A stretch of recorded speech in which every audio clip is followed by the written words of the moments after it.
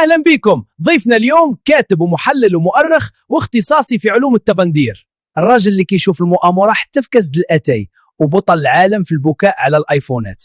معانا اليوم مصطفى بونيف الشهير بمصطفى بوسبير. واش جيتي في ساعة ولا الطريق من الجزائر للمغرب جاتك بعيدة؟ اسمع يا قرد، قامة إعلامية وقوة ضاربة. احنا هنا باش نهاضروا على مؤامرة الماروك والكيان والإمارات ضد القارة الجزائرية. نحن أقوى جيش والسلاح الروسي يحنينا، ونقدروا نحتلوكم في ساعة، غير يعطينا عمي تبون الإشارة.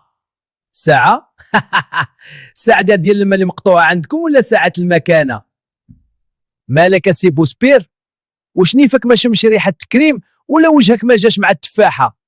هذيك خيانة داخلية. أنا هو أكبر مجاهد إعلامي، أنا اللي نهار وليل نقصف في العياشة. الدولة أخطأت في حقي، لكن السلاح الروسي لا يخطئ.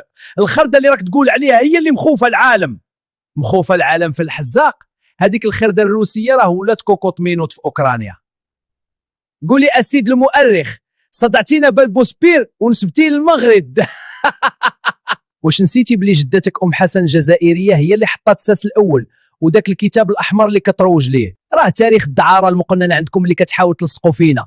واش الذاكرة عندك فيها البارابول مصدي؟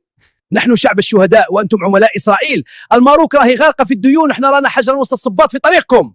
حجرة؟ نترى خرية في كلش نقريحة وصافي، ديما هز فزاع المخزن إسرائيل باش تغطي على الخيبات ديالك. حتى نهار جراو عليك من المؤتمر بقيتي كتغوت المخزن هو السبب. واش المخزن هو اللي سد عليك الروبيني ديال الايفونات؟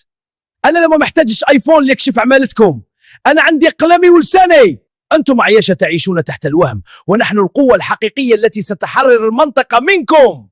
تحررنا؟ حرر غير رسم العقدة المغربية اللي مخليك تهلوس من ليل ونهار. انت كتحلم بالمغرب اكثر ما كتحلم بالجزائر. نصيحة اسي بوسبير، المرة الجاية فاش تبغي تبكي في اللايف استعمل كلينيكس ماركة مغربية راه كيمسح الدموع ديال الطبل الحيط مزيان.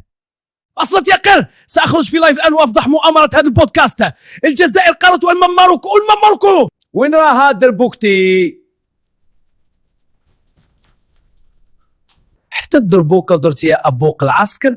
هذه هي القوة الضاربة، لسان طويل والنيف خانز وذاكرة مثقوبة بحال الخردة الروسية. مخزن